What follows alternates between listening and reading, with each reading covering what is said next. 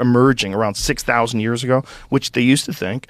These guys are saying it's probably way earlier than that. Oh, it's just probably a cycle. 20,000 years. Yeah, and that explains the pyramids. That explains these incredibly complex geometric structures they built in Africa. Who knows how many thousand years ago? How the fuck did they do it? No one knows. No one has any good ideas. All the ideas suck. All of them are like ridiculous, and the structures are insane. Like, who did that? When did they do it? So they think somewhere around 2,500 years BC. But these guys are saying that you can't carbon date stone. This is all guesswork. And it's really possible that it could be way earlier than that. I mean, you don't mean like the Great Pyramid? Yes. They know who built the Great Pyramid, don't they? No, they don't. No, they definitely don't. No, there's archaeologists have attributed it to certain pharaohs, but there's a lot of problems with that. First of all, the Great Pyramids, they said they think they're tombs, right? Right. But there's no evidence that they're tombs. They've never found like pharaohs in them or anything. Yeah, aren't they? They're burial chambers. No. Those are different areas. That's not the pyramids. Okay. Not the pyramids themselves. The pyramids are so massive. There's 2,300,000 stones in the Great Pyramid. The Great Pyramid was the tallest building on Earth until like 1860, I think. It was something crazy like that, yeah. There's stones that were cut from a quarry that was 500 miles away. Like, they have no idea how they did that. No idea how they moved them. No idea how they got them through the mountains. They cut obelisks that were like thousands of tons. They moved them through the mountains and got them hundreds of miles away.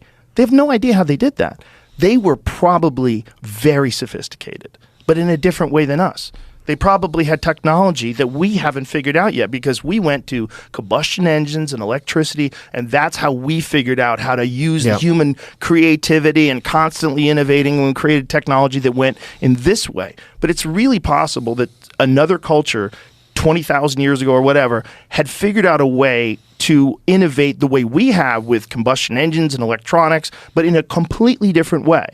I don't know what they would use. I don't know how they did it.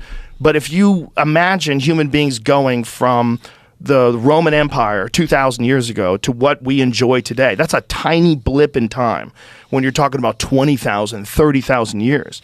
If these people figured out some form of technology that we still haven't figured out yet, it's totally possible that could be the case. And if that's the case, they got hit. They got boom, comets slammed into the earth. A giant percentage of the population died. The people that survived clawed and scraped for generations, and they lived like barbarians, and they forgot everything. And then they rebuilt or moved into the pyramids, or to claimed your it point, as their own. the Sphinx, which is obviously one of the most amazing structures of the ancient world, the Egyptians don't talk about it. Like, it's just there, and they don't know when it was built or why.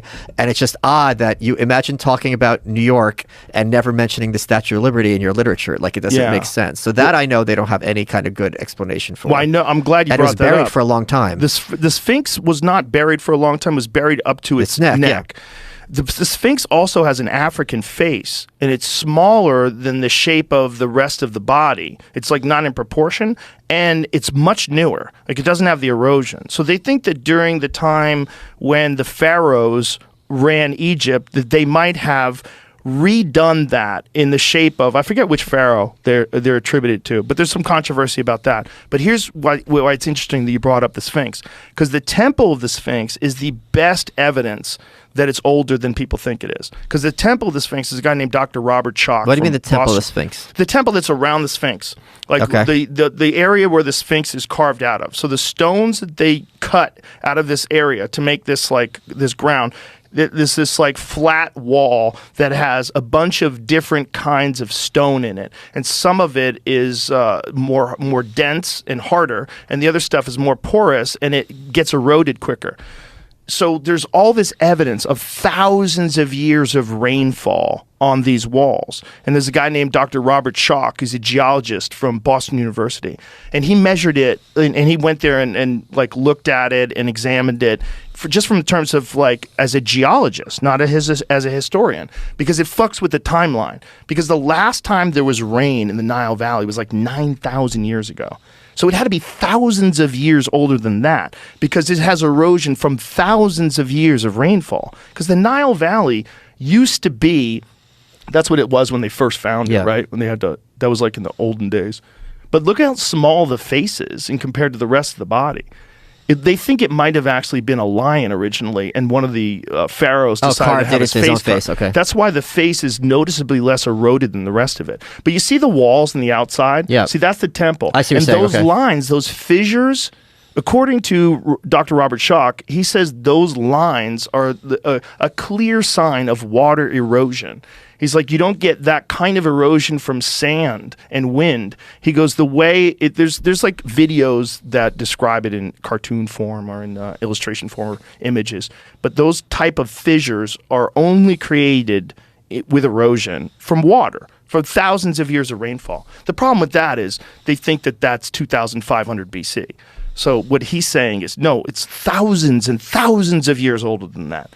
And we don't know who did it. We don't know what like you're just looking at structures. Right. You're just guessing. I mean, they're educated guesses, but when people come along with opposing information or opposing ideas and theories about how it all went down, the archaeologists that have been teaching their version of ancient history, they're very rigid, and they don't want to accept like new ideas. They call them racist, or they'll call them Racist? Yeah. Oh, they call Graham Hancock racist for talking what? about this. It doesn't make any sense. It's just they just throw that word at it like as if somehow or another redate. It's first of all, even if it's like 20,000 years ago, it's Africans.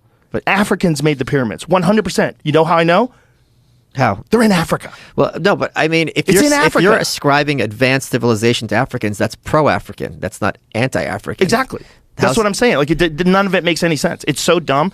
It's maybe because he's a white man, who, by the way, is married to a brown woman. Okay. Beautiful woman who's amazing. But his wife, Santha. So, but the point is like, he's just talking about ancient history. None of it has to do with race or anything. He's just talking about human beings. Of course.